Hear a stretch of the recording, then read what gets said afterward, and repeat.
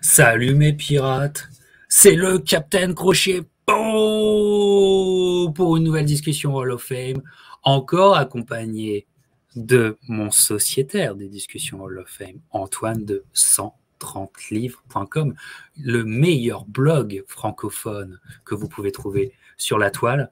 Et comme c'est le meilleur blog, j'ai envie de te dire, Antoine, you're simply the best. Comment ça va, Antoine? Ça va très bien. Bonne année à toi, Captain, et puis bonne année à tous les pirates. Je suis très content d'être là avec toi pour parler de Simply the Best. Oui, Simply the Best. Tu vois, depuis que je sais qu'on va faire cette vidéo et ensemble, j'ai Tina Turner au fond de ma tête qui n'en démord pas, qui reste avec moi. D'ailleurs, c'est pour mon plus grand plaisir parce que c'est super. Et donc, on vous dit, mes pirates, mes corsaires, que c'est une discussion qu'on avait envie de faire en fait finalement depuis bien longtemps. Franchement, depuis le départ très très sérieux des discussions Hall of Fame, il est là, quelque part. J'ai déjà évoqué avec notre ami Patrice Volny, qu'on salue, son némésis, Nigel Benn, mais il était temps de revenir sur Chris Eubank, puisque le nom Eubank reste en tête de tout fan de boxe grâce au fiston qui fait sa carrière. Mais finalement, je me rends vraiment compte que la carrière précisément du paternel, de Chris Eubank, commence un peu à disparaître des esprits des fans, et on a une superbe occasion de remettre au bout du jour cette carrière qui, encore une fois, est pleine de rebondissements, Antoine, et surtout est pleine de faux semblants. C'est-à-dire que Chris Eubank a été presque victime de son aura. Il a une énorme aura avec des idéaux qu'on peut mettre qui n'ont rien à voir avec ce qui s'est passé sur le ring. Et ça va être vraiment très intéressant d'en parler ensemble. Alors, tu connais ma première question, Antoine. Comment découvres-tu ce phénomène anglais, Chris Eubank? Alors, Eubank, je ne l'ai pas découvert très tôt, mais je l'ai découvert à un moment très marquant de sa carrière, qu'on ne va pas spoiler dès maintenant. Je l'ai découvert, c'était à la rentrée de ma classe de terminale, je crois que c'était sur Canal+, et c'était son deuxième combat contre un certain Michael Watson. C'est un combat dramatique qui a laissé une empreinte profonde dans la boxe européenne et anglaise de cette époque-là. Et c'était vraiment une sacrée porte d'entrée pour découvrir ce boxeur. J'en dis pas plus pour le moment. Ce qui était marquant en revanche, et ce qu'on peut dire dès maintenant, c'est que on a affaire en 1991 déjà à un Chris Eubank qui a posé son personnage complètement. Et on ne peut pas être indifférent à ce Chris Eubank-là. On ne peut pas être indifférent à cet homme qui est tout en attitude. Il rentre sur Tina Turner, tu l'as dit, il a un port altier, il saute par-dessus la troisième corde du ring pour rentrer sur le ring, il prend des poses, des postures, des attitudes immobiles à toiser à la fois la foule et son adversaire. C'est un personnage assez dément. Comme l'Angleterre en a produit quelques-uns, alors, il y a eu, juste après, il y a eu Nassim Hamed dans un style différent, mais un personnage qui a beaucoup pris de Eubank. Ben voilà, des mecs qui prennent la lumière, des mecs qui savent finalement remplir les salles, à la fois avec un certain talent pugilistique, mais aussi parce que voilà, il y a ce personnage travaillé. On est limite aux frontières avec le catch dans la philosophie de ces mecs-là. Chez Eubank, on va aussi voir que ça correspondait à un besoin, parce que l'être qu'il était vraiment se cachait un peu derrière l'excentrique, mais donc tu peux pas être insensible. Et en plus, et là je ne spoile pas, mais ce Eubank contre Watson 2 est un combat complètement mémorable pour plein de raisons. Donc, entrée en fanfare, et je découvre ce gars, et évidemment, on a envie d'en savoir plus. Et une des premières choses que j'ai faites quand je me suis aperçu beaucoup plus tard que des archives étaient disponibles sur YouTube en accès libre et qu'on pouvait désormais aller piocher là-dedans, mais un des premiers combattants que je suis allé revoir, c'était Eubank, parce que voilà, pour remplir les trous que j'avais dans ma culture Eubank, et puis parce que ça me rappelait tout simplement des années d'adolescence et le show en même temps que le sport. Voilà. Tout à fait. Il y a tellement de choses à dire concernant Chris Eubank. Alors pour ma part, la découverte de Chris Eubank arrive encore en 1995 réellement, même s'il était là depuis longtemps en termes de de personnages par les photos, que ça soit dans les livres, que ça soit dans les magazines. Voilà, il y avait dans les magazines l'année de la boxe, enfin dans le magazine, dans le livre, l'almanach l'année de la boxe, il revenait souvent pour des moments de boxe qui allaient marquer l'histoire, évidemment, d'une part. Et puis, dans l'équipe magazine, je me souviens aussi, il y avait des dossiers sur la boxe anglaise, parce que c'était un phénomène dans les années 90 aussi. Je crois que c'est un dossier de 95 aussi. Voilà, ils sont tous au firmament et tout. Bref. Mais quand je le vois boxer pour la première fois, moi, je le vois non pas sur Canal, mais sur France 2 qui rediffuse le premier combat entre Chris Eubank et Steve Collins qui se passe en Irlande, devant 35 000 personnes, du côté de Cork, Irlande, et où, en fait, je peux voir vraiment ce que c'est que ce phénomène. Et dans un combat où il fait partie, dans ces années 90, des mecs qui n'ont toujours pas perdu à ce moment-là. On parlera plus précisément de ce combat, mais je me dis, ce phénomène flamboyant, mais j'en sais pas plus. Et après, je vois ce qui se passe sur le ring. Je me dis, on est quand même sur un warrior plus qu'autre chose, tu vois. Et puis cette entrée sur le ring qui m'électrise. J'aimais déjà Tina Turner, voilà, parce qu'elle faisait partie de la culture de l'époque. Hein. Si tu as vécu les années 80 et 90, Tina Turner, ça passe à la radio et tout ça. Mais c'est vrai que cette entrée, et là, je pense alors là, j'ai pas vérifié, mais de souvenir, je crois qu'il rentre en étant assis sur une Harley Davidson. Je crois. C'est un grand fan de moto, je crois qu'il a plus ou moins une collection qu'il a vendue. Il a fait faillite depuis, ou etc. Mais grand fan de moto, Chris Eubank. Donc oui, effectivement, il a dû la faire, cette entrée. Il a dû la faire, voilà. Donc, alors on parlera du combat, mais le personnage, parce qu'effectivement, on a un personnage, alors truculent, c'est peu dire, tu vois, mais hors du commun, tu vois, un persona, en fait, le mot persona en anglais, je trouve qu'on correspond plus, parce que c'est plus que lui, quoi. Il y a une sorte de personnage, et on est aux limites, comme tu dis, de l'entertainment, parce qu'il maîtrise ça, et en fait, tu es électrisé alors qu'il n'y a pas eu un seul moment pugilistique. Donc, ces entrées étaient absolument inoubliables à ne pas rater. Donc, après, à partir de là, je commencerai à aller sur la section import des librairies pour aller chercher les newspapers, que ce soit Daily Mirror, Telegraph et tout ça, quand il y avait des combats, notamment du Eubank, pour aller voir les articles. Et souvent, c'était des pleines pages. Plusieurs pleines pages.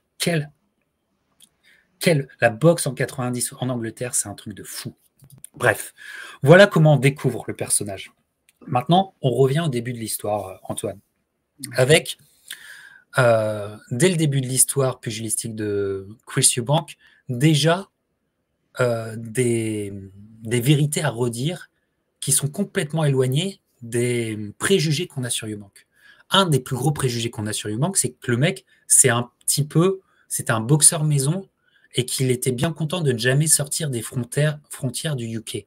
Sauf que sa carrière pugilistique est un peu à ce moment de sa vie, il est très jeune, elle se fait pas du tout en UK. Elle se fait à New York. À New York. Alors, je ne sais pas si Chris a des origines jamaïcaines, mais peut-être. Je crois, un peu. Je crois, voilà. Et il est à New York et il commence la boxe, que ça soit amateur et ensuite professionnel, à New York. Je crois même qu'il participe aux Golden Gloves. Absolument. Au Garden, tout à fait. Tout à fait, au Garden. Et donc déjà, il faut remettre les choses en place parce qu'on est passé à ça d'une histoire américaine concernant Chris Eubank. Et parce que je crois que ces 5 ou 6 premiers combats se font aux États-Unis et du côté de New York. Absolument. Il naît en fait à Londres, puis il va passer une partie de son enfance et de sa préadolescence, de son enfance en Jamaïque. Il revient en Angleterre. Il a des grands frères boxeurs. Il va raconter qu'il aura été assez malmené par ses grands frères, qu'il se sera beaucoup battu dans la rue, lui aussi, contre les bullies, etc., etc. Et en fait, c'est son père qui prend la décision de l'envoyer dans le Bronx quand il a 16 ans. Et il apprend là-bas, il a une formation, on le verra, il va garder une gestuelle assez particulière sur le ring parce que finalement, c'est un type qui s'est un peu fait tout seul pugilistiquement. Sa carrière amateur Ouais. n'a pas duré très longtemps, de 16 Non. à 19 ans Ce aux États-Unis. qui expliquera Oui, certains de ses défauts, d'ailleurs, oui, absolument. pugilistiques. Il s'est un peu fait tout seul. Tout à Et fait. en effet, quand il revient ensuite, tu l'as dit, c'est un boxeur qui a dû construire son aura et qui a dû construire sa fanbase et qui a aussi dû décider à un moment assez intelligemment qu'une partie des publics le détesterait et que ça ferait aussi vendre des billets. Parce que quand il rentre en Angleterre, il ne s'installe pas à Londres, il s'installe à Brighton. Et donc, Qui est il n'a sur la pas, côte, qui est voilà, il vraiment peut une pas ville compter. côtière. Il peut pas compter. Voilà, c'est pas un boxeur maison justement. Ce sera, on va le découvrir par rapport à un Nigel Benn au début qui très vite est construit comme une future star. Lui, il va falloir qu'il fasse ses preuves. Eubank à cause de ça, parce que c'est pas le mec sur lequel tu aurais parié, parce qu'il aurait eu soit une très belle carrière amateur, soit une fanbase déjà établie, etc. Non, c'est un type dont on parle pas beaucoup au début de sa carrière. On ne sait pas trop dans quelle case le ranger. Et c'est vraiment à force de volonté et à force de talent que le mec va se construire. Voilà. Exactement, exactement. Pourquoi? Parce que ça démarre en 85, sa carrière pro. Donc, il se fait dans les années 80 dans le Bronx en termes de boxe. On peut retrouver des images. C'est très impressionnant. Le jeune Chris Eubank qui, par exemple, fait tout son gainage, tout ça, sur des planches de bois avec ses frérots dans le Bronx, c'est hyper impressionnant. C'était avant même d'être pugiliste, c'est un athlète en soi incroyable, Chris Eubank. C'est un athlète de fou, quoi. Et puis, en fait, ben, c'est quelqu'un, je pense, par rapport à son milieu, je parle du milieu sportif, très intelligent, très fin, finalement, et en fait, inadapté. Moi, je me reconnais beaucoup en lui. Je ne veux pas dire que je suis inadapté, mais c'est vrai que je suis inadapté dans beaucoup de compartiments de la vie. Mais je me retrouve en Chris Eubank parce que tu sens que ce mec est inadapté à son milieu.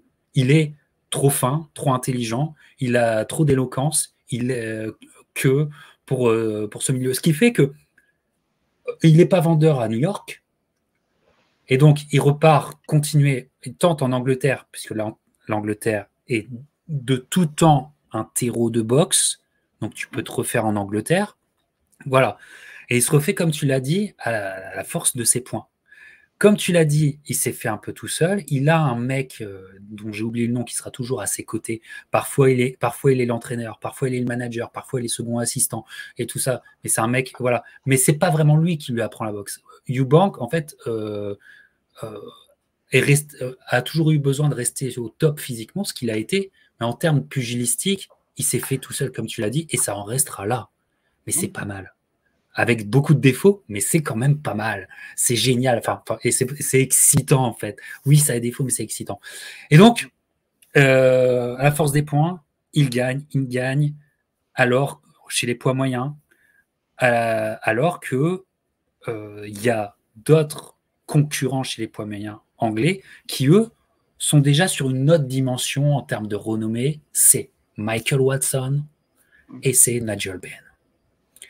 Et en fait, il faudrait peut-être qu'on fasse une aparté parce que je pense qu'il y a un moment déclic aussi pour Eubank, c'est 89, quand Watson et Ben se rencontrent. Et que Ben, qui était déjà un peu à ce côté star, et que Ben se mange un méchant KO par Watson. Voilà. Et là, il y a des changements. Et d'ailleurs, on vous renvoie à la vidéo avec Antoine et moi-même, on a fait sur Mike Callum de Body Snatcher, parce que Mike Callum va en Angleterre rencontrer Michael Watson et gagner contre lui dans une défaite pour Watson très très dure, presque inquiétante, qui fait froid dans le dos. Et heureusement, il s'en remet. Et donc, ils se sont rencontrés un petit peu, il y a eu des défaites, donc tout est relancé. Et ça donne un peu d'espace à Eubank pour trouver sa place et faire le troisième larron. Qu'en penses-tu, Antoine? Effectivement, Eubank est un type qui s'est construit à la volonté. C'est un athlète, tu l'as rappelé. Je pense que son premier super pouvoir à Eubank, c'est qu'effectivement, c'est un asset, c'est un athlète. Il est toujours en parfaite condition physique. Parfaite. Il est endurant, il a un menton. Il est vraiment, c'est un matériau, le matériau de base, il est extrêmement performant. Tout à fait. Il est fort physiquement, c'est pas un gigantesque puncher, mais il a du punch. Enfin, vraiment, physiquement, il n'a pas de défaut, en fait. Après, c'est dans sa technique derrière, il sera largement autodidacte dans la boxe, donc il aura des qualités et des défauts, mais il va y avoir. Alors, tu as parlé de l'année 89, elle est super importante cette année-là, parce qu'avant Ben contre Watson, en février 89, il fait sa sortie en sous-carte de Ben, Eubank. Il commence à percer, il a une dizaine de combats, et il affronte un ancien adversaire de Ben. Et il est dans le second rôle, je pense que ça lui plaît pas, mais il assume, il affronte un Anthony Logan, qui est un boxeur de niveau anglais, qui a mis Ben en difficulté. Leur combat, il a duré 2 rounds, mais il a mis Ben par terre. Et donc, c'est un révélateur pour Eubank. Et Eubank bat Logan, il le bat à la décision. Le combat est assez marrant, c'est pas très beau, mais Logan oblige Eubank à un combat qu'il déteste, c'est-à-dire front contre front un peu à l'anglaise. Et Eubank, en fait, s'en sort parce que il en remet à chaque fois. Il n'est pas dans son élément, mais il en remet. Et physiquement, c'est lui le plus fort. Et il bat Logan. Il est très ému à la fin de ce combat. Ouais. Tu t'aperçois, il commence à fendre l'armure et tu t'aperçois en fait que le personnage est déjà assez hautain, mais que c'est beaucoup une carapace. Qu'en fait, ses premiers succès, quand il ne croyait pas encore forcément en lui complètement, quand il n'était pas. À la fin des combats, il est très ému. Il tombe à genoux, limite il pleure, etc.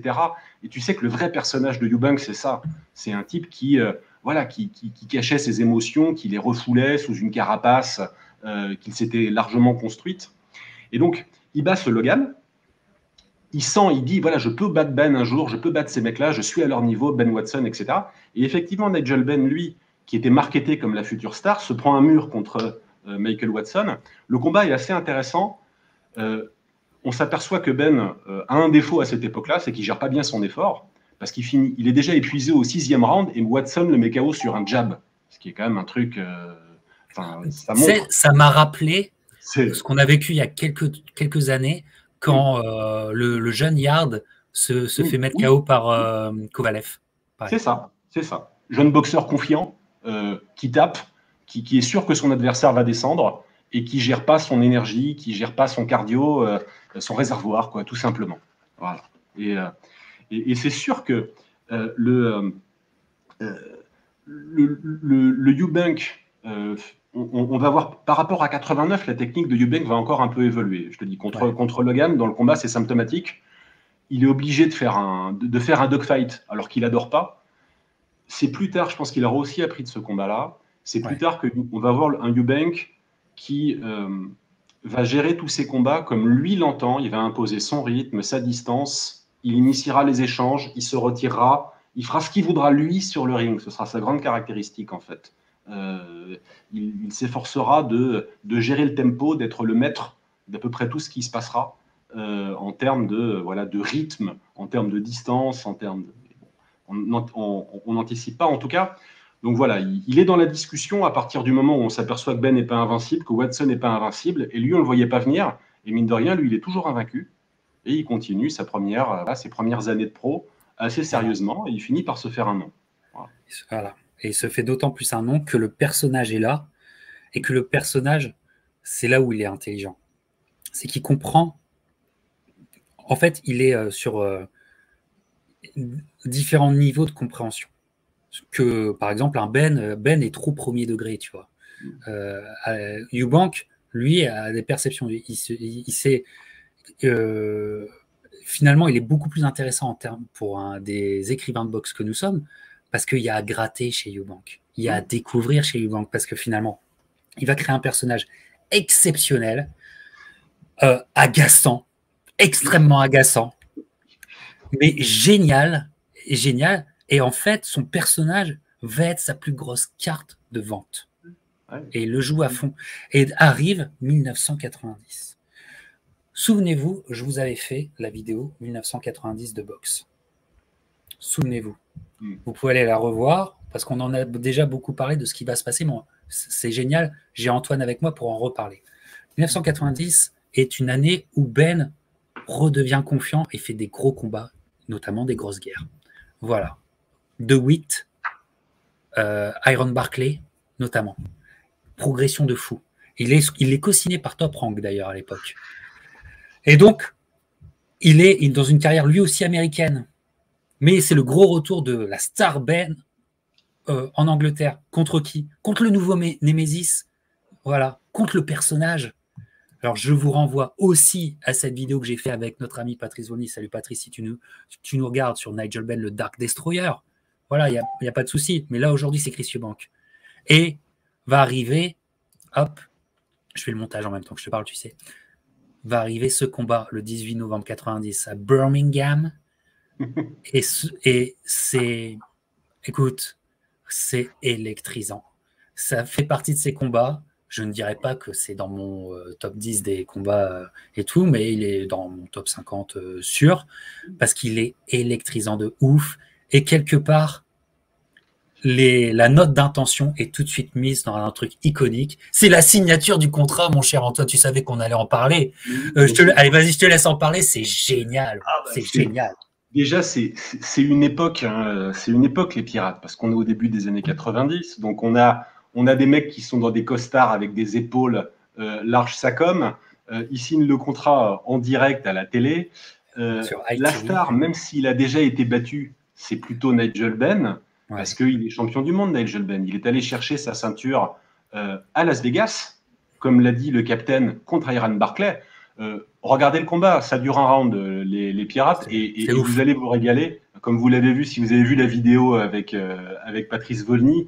Voilà, c'est quand même un boxeur anglais, le boxeur anglais n'étant pas toujours le meilleur produit d'exportation, qui va battre un Américain en le mettant 3 fois au tapis au premier round à Vegas. Franchement, on sent que le mec est d'un certain poids. Et donc finalement, Eubank, lui, il a continué, il a battu un ou deux journeyman un peu solides, il a une ceinture internationale, mais... Il y a le Commonwealth, il a la ceinture du Commonwealth à l'époque. La vérité, c'est que celui qui a fait ses preuves, c'est Ben dans l'histoire. Et pourtant, à la signature, on voit les deux personnages, donc les deux types épaule contre épaule à l'écran, dans leur costard très large. Avec Ben qui tourne le dos volontairement. Et Eubank a une voix assez douce, avec un zézément, et il s'exprime de façon très précieuse. Voilà, avec des mots recherchés, etc. Exactement. Et il énerve les autres, c'est pas peu. Et en plus, le mec n'a rien prouvé, il a beaucoup d'aplomb parce qu'il n'a pas prouvé grand-chose. Donc, évidemment, Ben est manifestement agacé. À l'époque, ils se détestaient, ils ont fini par se réconcilier entre guerriers, entre guillemets, mais à l'époque, l'animosité, elle est palpable. Elle est palpable, et il y a des mots qui sont très, très forts, parce que ici, les contrats, commence à avoir un débat où Eubank prend l'avantage dans le débat, parce qu'à un moment, il lui dit tu me laisses parler. Tu sais, tu vas me laisser pas. Et en fait, Ben n'a pas le répondant, n'a pas le truc, n'a pas le répondant de Eubank. Il est en train de perdre. Ce moment, il le perd. Et donc, il signe les signatures. Il signe les contrats. Et il y a Ben qui, en fait, qui déjà dérape, enfin, c'est pas qu'il dérape, mais déjà perd le contrôle en disant I do hate him. Et il répète ça. Et t'as Eubank qui fait moi, je le déteste pas, je veux juste prendre sa ceinture de WBO. Voilà, tu sais. Et c'est très, très fin, parce que l'autre reste, le Ben, il fait non, je le déteste. I do hate him. Il le répète 3 fois, il le répète. Et même le manager de Ben arrive pour essayer de trash-talker le Eubank, tellement Eubank seul les rend dingues. Il les rend dingues. Il rend le public dingue. Mais pour moi, ça c'est un moment. Il y aura le moment du combat, mais en termes d'entertainment, Eubank impose son personnage, mais il l'impose d'une façon tellement forte qu'il devient un personnage de la société anglaise à ce moment-là. Ouais, absolument. Et ce sera pugilistiquement une arme aussi de sa part, parce que la plupart du temps, il y aura justement une exception qui viendra sur le tard, no spoilers, mais la plupart du temps, il gagne vraiment l'avant-combat, en fait. Entre les conférences de presse, son entrée sur le ring, toujours spectaculaire, grandiloquente, etc. Il impose un truc à son adversaire, toujours, Eubank. Il rentre dans la tête des mecs qu'il va boxer. C'est évident. Et j'ajouterais, malgré tout... Et il les use nerveusement déjà. Complètement. Il faudra faire très fort en Mind Games pour arriver à battre Eubank en la matière, on le verra. Mais... Eubank, même hors de chez lui, sera toujours chez lui. Il boxera pas toujours, il n'aura pas toujours l'avantage du terrain dans sa carrière. Et malgré tout, il aura une faculté quelque part à vraiment venir se poser et venir s'imposer n'importe où sur Terre, qui est un truc très spécial qu'il avait. Et qui était sûrement, qui lui garantissait, il commençait toujours ses combats avec 2-3 points d'avance en fait sur le mec d'en face, parce qu'il l'avait énervé, parce qu'il l'avait agacé, parce qu'il l'avait impressionné. c'est Eubank. C'est Eubank. Et donc, ce combat-là, c'est là où tu vois que c'est extraordinaire, parce qu'il est très marquant. La boxe en Angleterre était vraiment sur une grosse pente montante, mais là, on est sur le moment de l'explosion. On est à Birmingham, qui est en fait comme un parc d'exposition quelque part. L'aréna est vraiment très grande. Et on est sur ITV, ce qui est une sorte d'équivalent de TF1. Voilà, donc tout le monde est focus là-dessus. Toutes les stars de l'époque sont là. Paul Gascoigne, qui nous a fait rêver à la Coupe du Monde juste avant. Moi, Paul Gascoigne, j'aime pas le foot, mais Paul Gascoigne, j'aime beaucoup. Paul Gascoigne, il y a Linford Christie, qui est déjà le grand athlète anglais qui est là. Il y a Frank Bruno et Lennox Lewis côte à côte qui sont là aussi. Il y a les acteurs anglais. Tout.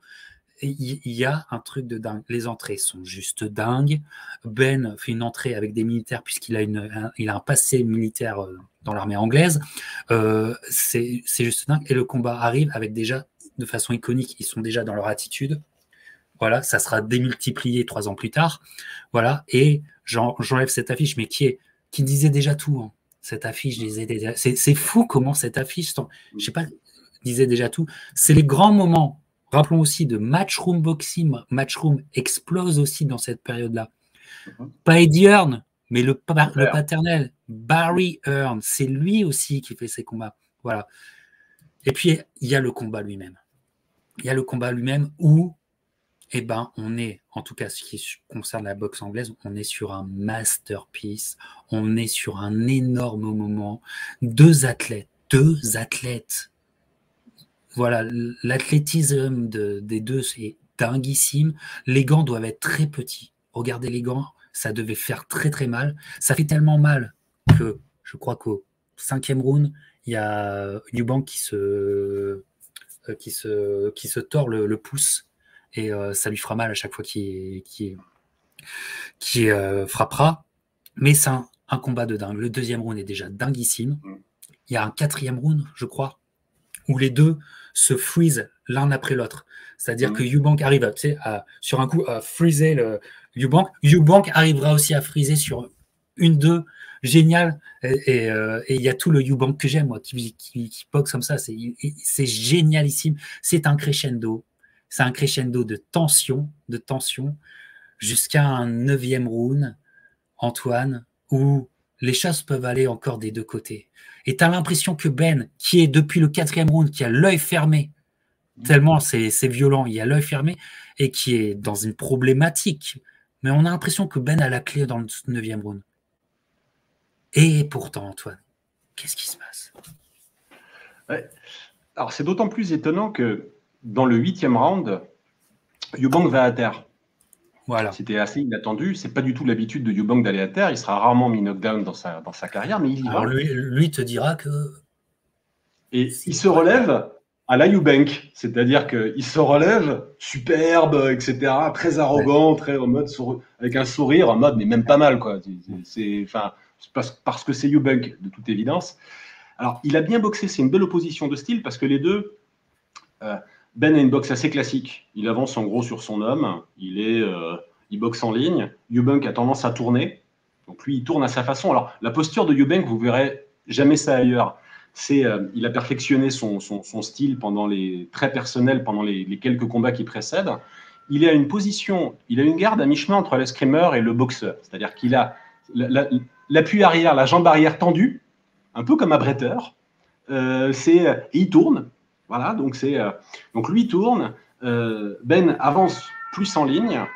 On s'aperçoit assez tôt dans le combat, et c'était pas gagné, que Eubank prend le punch de Ben, ce qui est pas si fréquent, parce que Ben est un énorme puncher.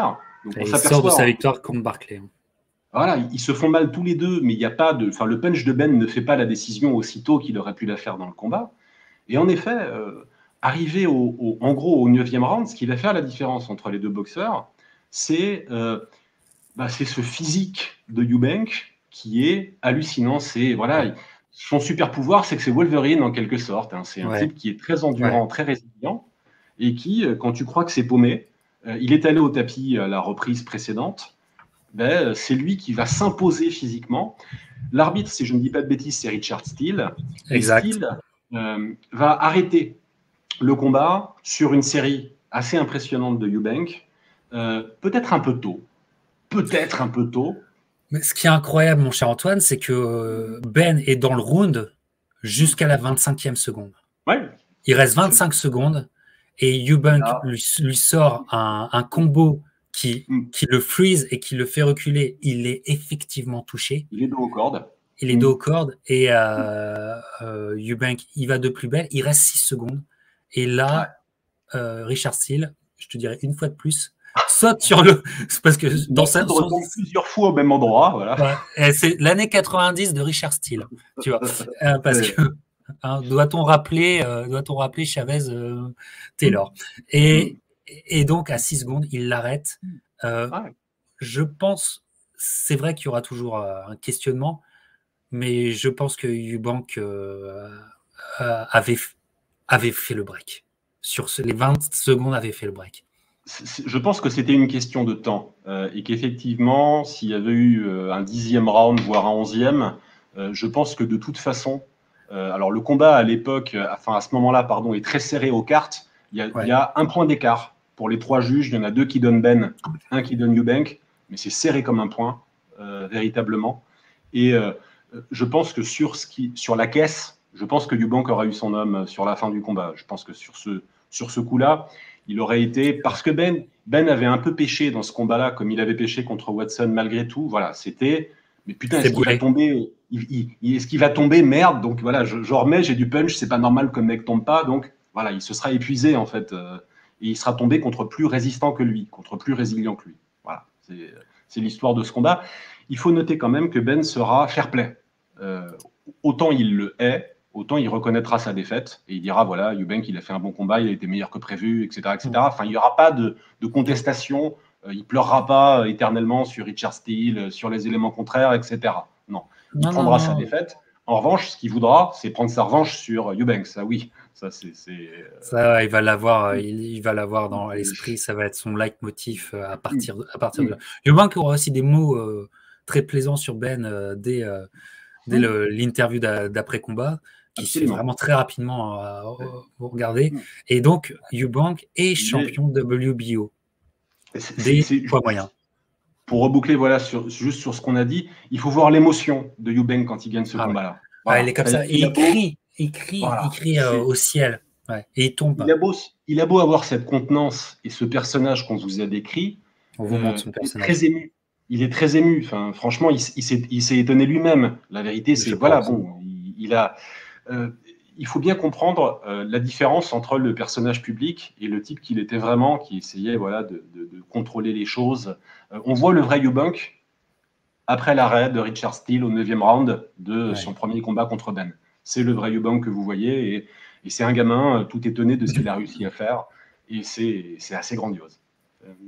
Ouais, c'est assez grandiose et le combat est grandiose et c'est comment ne pas comprendre notamment nos amis anglais qui sont nostalgiques là-dessus parce que c'est vrai que c'est un combat qui est incroyable, que tu vis, tu sais, ça fait partie de ces combats, il y a tellement de vie là-dedans que effectivement parfois tu t'en es presque blasé de ne pas retrouver cette même émotion et voilà, les mecs actuellement tu sais, ils font une tournée des grands théâtres pour faire des conférences, enfin c'est une sorte de conférence de presse de tu sais meet and greet tous les deux avec le public, mais le public répond présent parce que tu vois c'est très très marquant, enfin ce combat-là est très marquant pour la culture anglaise sportive. C'est vraiment hyper marquant, hyper daté. Et donc, Eubank a une ceinture WBO, mais c'est aussi ça l'histoire de Eubank dans ces années 90 en Angleterre.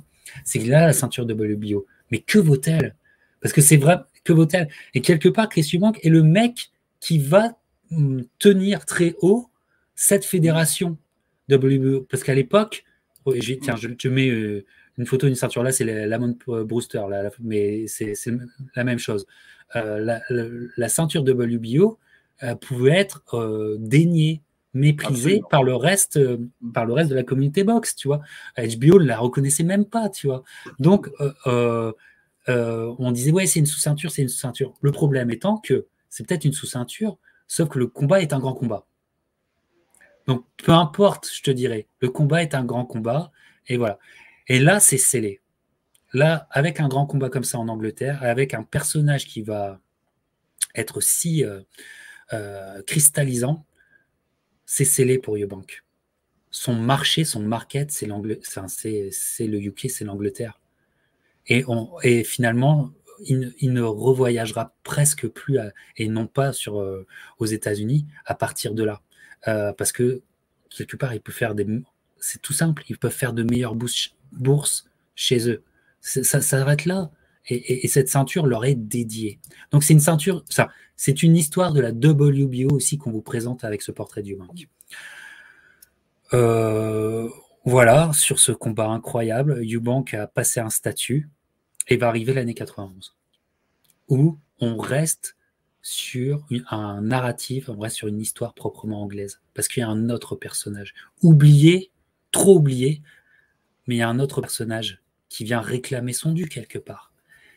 Et c'est Eubank contre Watson, qui arrive en 91. Premier combat. Et Eubank va avoir, pour la première fois, je crois, son short à couleur jaune, qui va devenir sa couleur, pas tout le temps, mais principalement sa couleur iconique. Et regardez, cette photo est magnifique. Eubank, qui est le champion, contre Watson, qui est un petit peu le champion du peuple, qui est un petit peu le champion des mecs qui sont boxeurs en Angleterre. Parce que finalement, de Ben Eubank, Watson est le boxeur le plus discipliné, qui a les fondamentaux les plus précis, et va proposer un combat à Eubank. Alors, trash talk aussi, hein, et tout, parce qu'ils vendent le combat comme personne, tu vois. En France, on a eu des grandes stars, mais on avait un déficit de caractère, tu vois, alors que eux, ils avaient un trop plein de caractère entre Ben et Eubank. C'est ça et c'est pour ça que tu fais marcher l'imaginaire, le fantasme du public. Watson a appris de ses erreurs, notamment contre Mike McCallum. Il va proposer une boxe très disciplinée à Eubank, sans trop se livrer aussi, mais discipliné. Et c'est là que tu vois que Eubank s'était fait tout seul, parce que là, ça pouvait encore faire illusion contre Ben, mais contre Watson, ça ne fait pas illusion. C'est-à-dire que Eubank a un gros défaut de jab. Il n'a pas un bon jab. Watson a un excellentissime jab. Et Watson va rester sur son game plan, c'est-à-dire on travaille, dig deep. On travaille avec un excellent jab qui va gêner Eubank. Eubank doit être beaucoup plus en mouvement et doit tenter des combos, mais pas assez, alors que Watson, c'est un travail discipliné, continu, jab, et on travaille au corps, et on va chercher le corps très bien, et c'est très bien le faire. Et Watson, c'était un athlète aussi. Hein. Watson, tu vois la masse que c'est. Hein. Tu vois, il ne monte pas à 72 kilos ce soir-là. À mon avis, c'est un beau petit mi-lourd ce soir-là. Et donc, combat serré, très compliqué, parce que autant les game plans sont clairs, et autant Eubank n'a pas vraiment trop de réponses, mais la question, Antoine, Watson en avait-il fait assez pour prendre le titre à Eubank ce soir-là? Qu'en penses-tu? C'est la bonne question à se poser, parce que finalement, si Eubank remporte une décision serrée ce soir-là, c'est vraiment parce qu'il a été le plus actif. C'est lui qui a le plus travaillé. Il est allé chercher, en particulier au début du combat, il a gagné des rounds sur le volume de punch, sur son activité, parce qu'en effet, la boxe de Watson le dérange de toute évidence. Watson a beaucoup appris, tu l'as dit, contre McCallum. C'est un boxeur très discipliné, c'est un boxeur physiquement aussi impressionnant. McCallum dira, hein, vous connaissez les pirates, les interviews que donnent les anciens champions où ils disent voilà les meilleurs que j'ai affrontés dans ma carrière, les best I've ever faced. Et si je dis pas de bêtises, McCallum fait référence à Watson en disant que c'est le type le plus physiquement le plus impressionnant qu'il ait affronté. Et McCallum en a affronté beaucoup. Donc je veux bien le croire. Grosse pression physique, très puissant, très costaud, voilà, très fort, dur à bouger. Et en effet, son défaut sur ce combat aurait été d'avoir été un peu timide. Pourtant, il était à domicile, parce que ça boxe à Kensington, ça boxe à Londres. Lui, il est londonien, il est d'Islington, c'est pas Kensington, mais enfin bon, il est du coin. Et il aurait été un peu timide contre Eubank. Je pense que Eubank mérite sa victoire, tout en reconnaissant la difficulté tactique que tu as indiquée. C'est-à-dire que, oui, c'est pas facile pour Eubank de s'adapter à des mecs comme ça, de toute évidence. Je pense que quand Watson, qui à la fin du combat lève les bras comme Eubank, il est déçu de ne pas être désigné vainqueur. Si je dis pas donc l'ambiance par le public était pour lui, c'était son moment, il devait avoir l'impression vraiment que qu'enfin la ceinture lui reviendrait. Je crois que c'est une majority decision, si je dis pas de bêtises. Ouais. Il y a une carte nulle, les 2 cartes pour Eubank. Exact. Donc vraiment, ça passe d'un cheveu. Et je suis sûr que Watson, quand il descend du ring ce jour-là, se dit, je sais comment battre ce mec. Je sais. Il faut juste que j'en mette un peu plus. J'en mets un peu plus et je gagne. Voilà. C'est à peu près évident. Voilà. Effectivement, c'est logique et évident. Et puis, on est dans une époque où les mecs, quand il y a problème, on n'attend pas un an pour faire le rematch. 3 mois. Non. Ah non. Ça fait plaisir. Et c'est pour ça, nous, on a été formaté, Antoine, aussi. Ces fameux 3 mois qu'on ne retrouve plus maintenant. Absolument. Nous, tous les 3 mois, l'histoire continuait, quoi. C'est ça qui était génial. Donc, l'histoire va continuer toujours donc en 91. 3 mois plus tard, il y a le rematch. Là, Eubank va avoir des couleurs qu'il ne remettra plus jamais. C'est le gris et le bleu de son short. Et on est sur un combat, c'est méconnu, mais qui a l'issue fatale. Malheureusement, on va en parler. Mais un combat excellentissime, encore une fois. C'est-à-dire que la qualité intrinsèque pugilistique de ce premier combat, mais qui est un combat qui est très posé quelque part, tu vois, où il ne va pas avoir une émotion folle qui va nous prendre. Là, c'est différent. On est sur un step-up en termes d'intensité. C'est de la folie. Eubank est là.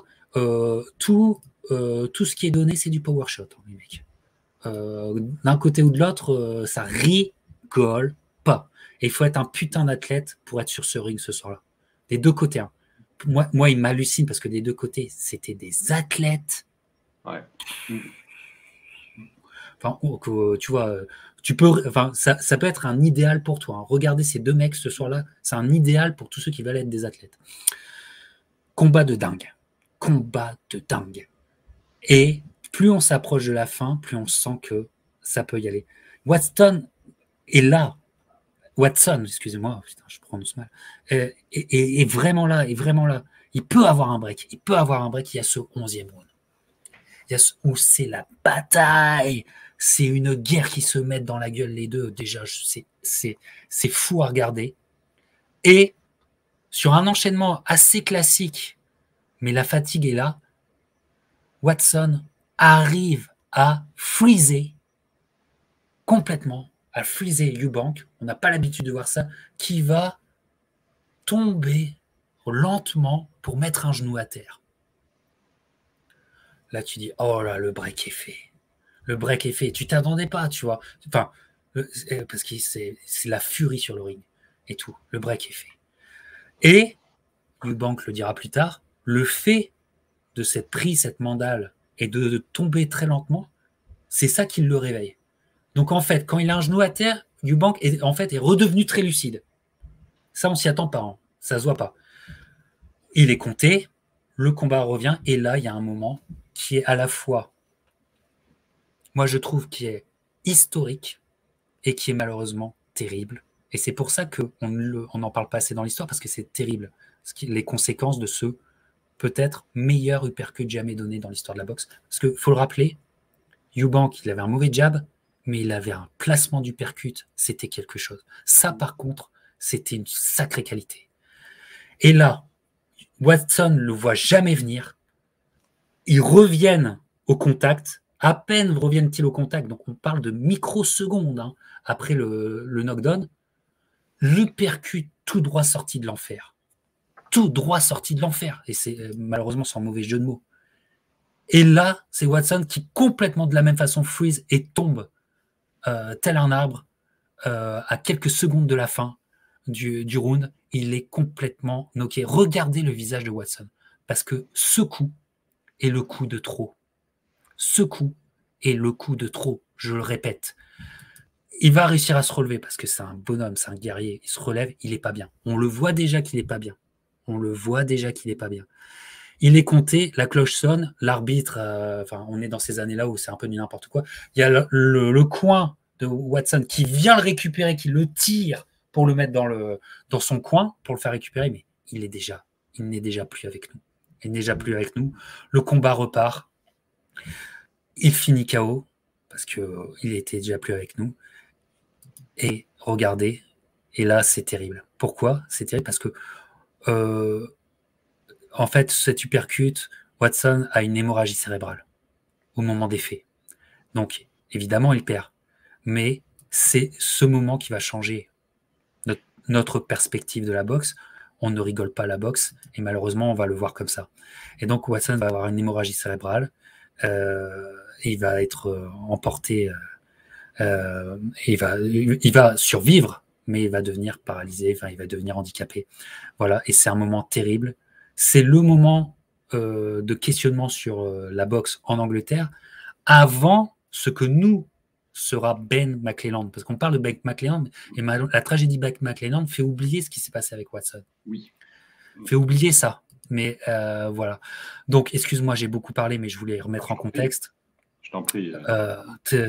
Tes impressions sur ce combat qui est, à mes yeux, un combat légendaire, mais qui, malheureusement, est complètement tragique et difficilement appréhendable aujourd'hui. Il est, alors, élément de contexte particulier de ce combat. Donc, on l'a dit, c'est 3 mois après le premier combat, mais cette fois-ci, on est en super moyen. Oui. Il se dispute la ceinture vacante des super moyens. Exactement. Et on voit que la prise de poids, WBO, et on voit que la prise de poids a plutôt favorisé, on l'a dit, hein, c'est un Hercule Watson. Et donc, il est bien à 168 livres, il est vraiment très à l'aise. Il a de la caisse, il a de la... Le banque aussi. Voilà, ces conditions l'arrangent. Autre chose, le contexte est encore plus favorable parce que la revanche, évidemment, les Anglais sont pas des idiots, ils ont compris l'intérêt de cette revanche, qui a cette fois-ci lieu dans un stade de foot, qui a lieu à White Hart Lane, dans le stade de foot de Tottenham. Donc cette fois-ci, il y a 45 000 personnes, voire plus. Donc vraiment, on voit les choses en grand. L'entrée de Eubank est toujours aussi majestueuse, il ressaute sur la corde, etc. Enfin, sur la 3e corde. Mais la vérité, c'est que c'est un traquenard. C'est un vrai traquenard pour Eubank, parce qu'il est contre un adversaire que le poids favorise, qui a un game plan extrêmement clair pour l'affronter cette fois-ci, qui connaît Eubank, il sait très bien comment il faut faire pour gagner. Et il met son plan à exécution. Il est avantagé par le poids parce que ça lui a donné de la caisse supplémentaire. Donc, il en met plus par rapport au premier combat. Dès le premier round, Watson en met plus. Il avance sur Eubank et il en met plus. Et Eubank survit, mais objectivement, il est dominé. C'est-à-dire qu'il est derrière au point. Il est très clairement derrière.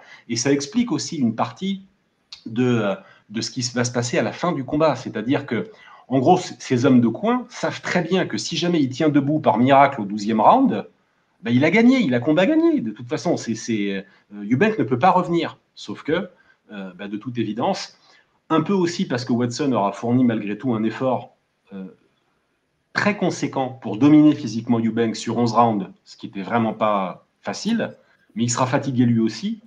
Tu l'as dit, le uppercut qu'il prend, il ne le voit pas venir. C'est un coup très violent. Je crois que Eubank enchaîne ensuite, il lui met l'uppercut et il lui met un crochet gauche quand il est en train de tomber. Je pense sérieusement que c'est un des plus grands uppercuts jamais lancés.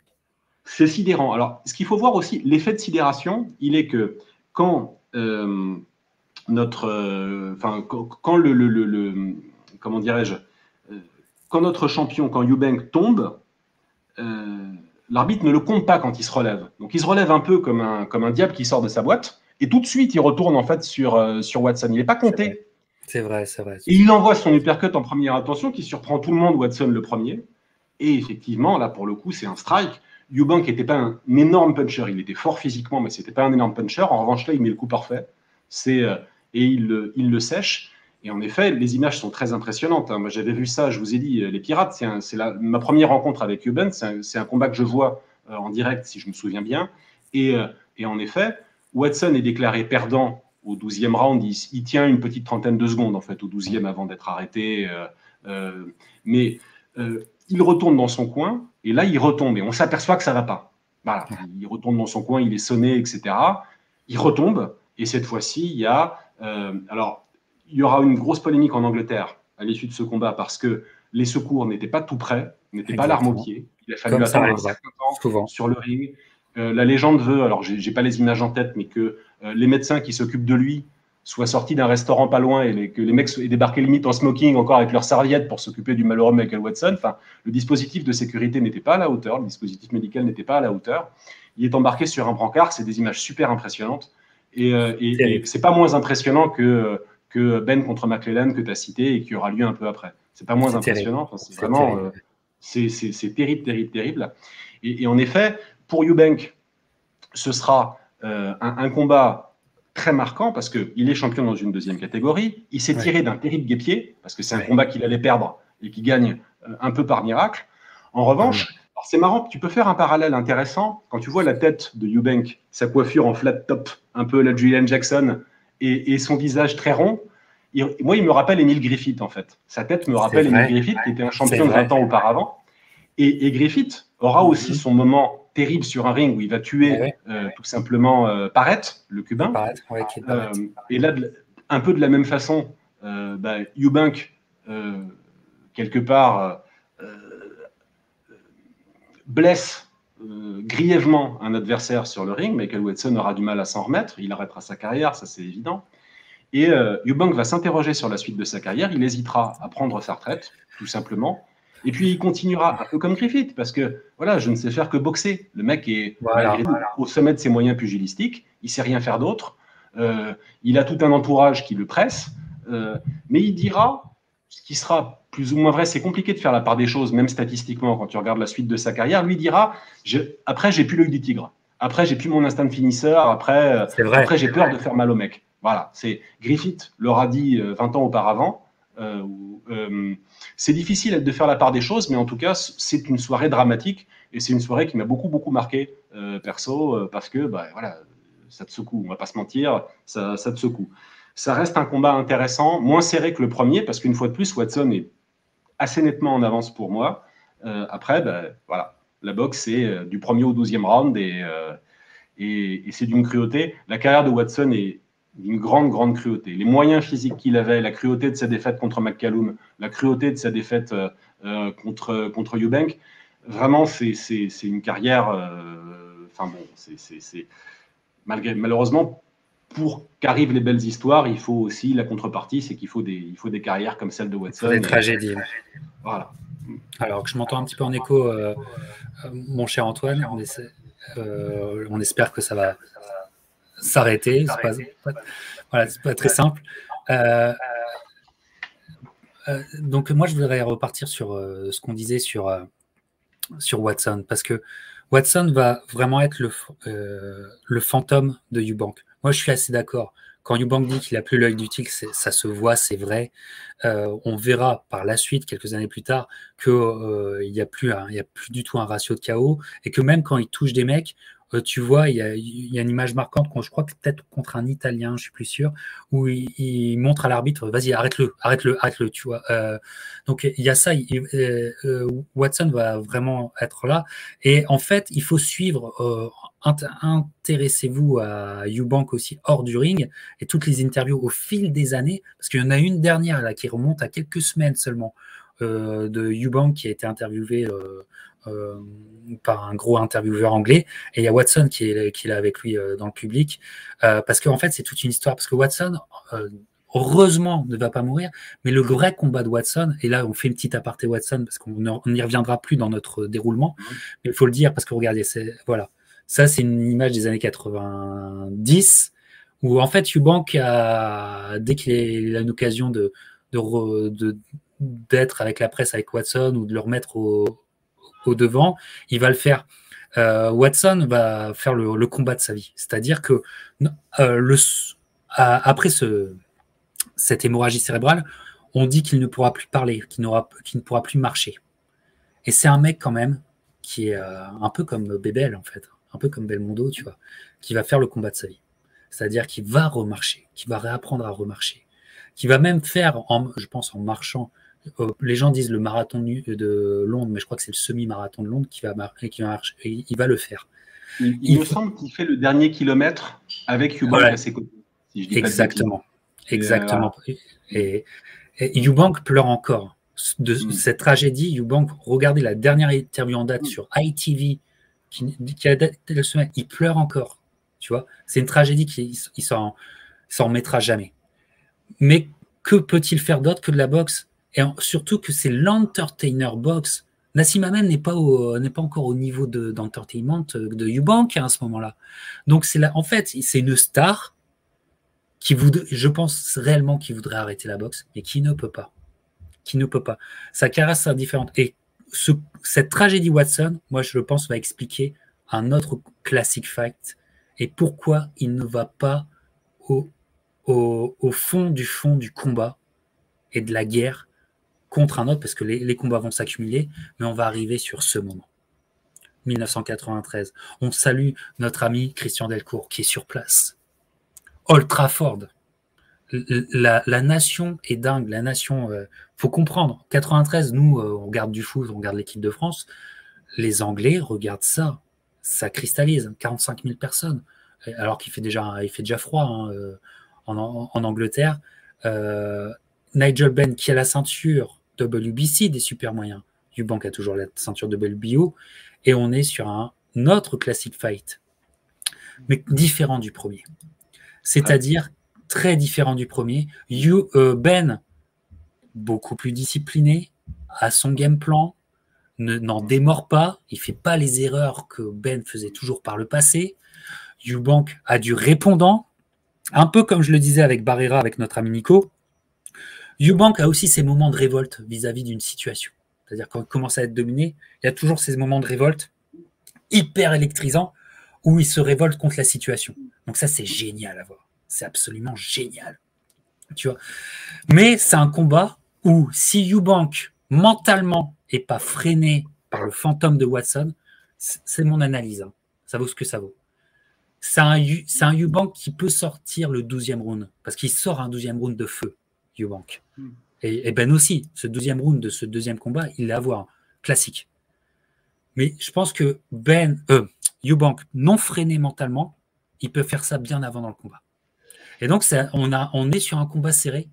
Parce qu'en fait, Ben ne veut pas la gagne absolument comme sur le premier combat. Il ne veut pas perdre.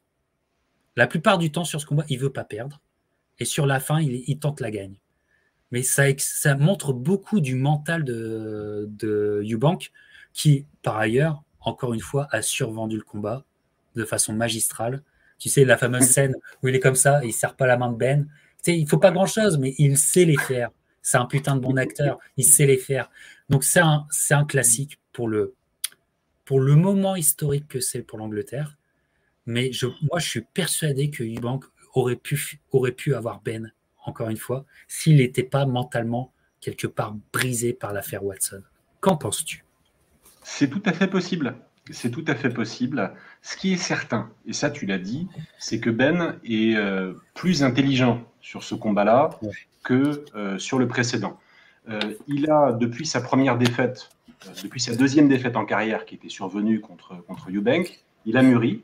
Il est allé chercher un titre d'ailleurs, vous voyez hein, sur l'affiche, on vend le championnat WBC. Il n'y a même pas mention du championnat WBO, même si on voit Eubank avec sa ceinture, parce que ce qui compte, c'est la ceinture WBC, et que Ben est allé la chercher. Il est champion WBC, donc c'est un combat d'unification techniquement.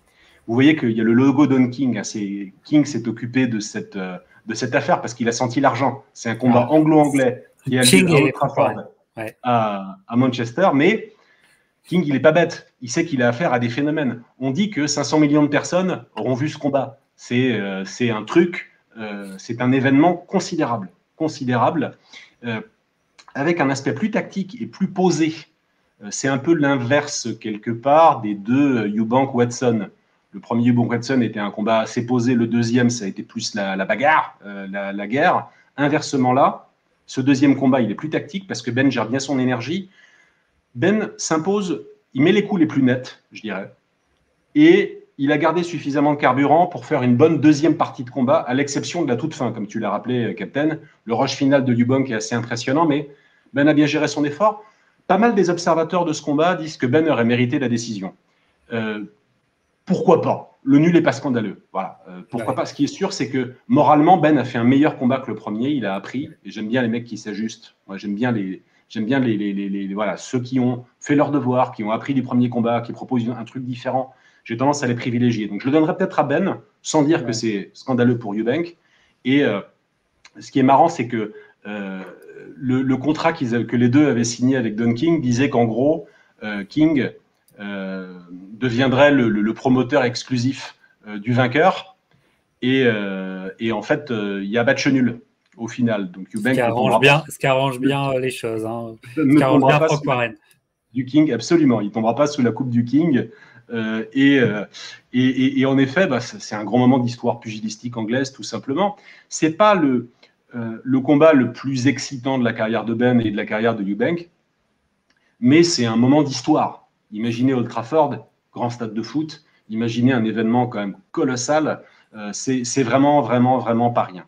Et alors, ce qu'il faut aussi retenir, c'est que à l'époque, tu l'as dit, Captain, mais on enchaîne quelque part les événements, parce que les boxeurs combattent beaucoup, et donc on voit des grosses affiches souvent, on n'a pas à attendre 18 mois pour avoir enfin de mecs. Tous les 2 mois. Et Eubank, pour vous donner une petite idée, les Pirates, alors avec des affiches moindres, mais en 92, par exemple, il boxe 5 fois. Le mec est champion du monde, mais il boxe 5 fois, 5 défenses de titre. On est à une échelle, à une échelle et dans un fonctionnement qui est vraiment très différent de ce qu'on a aujourd'hui. Il faut bien comprendre ça. Enfin, en tout cas, bon, c'est un événement.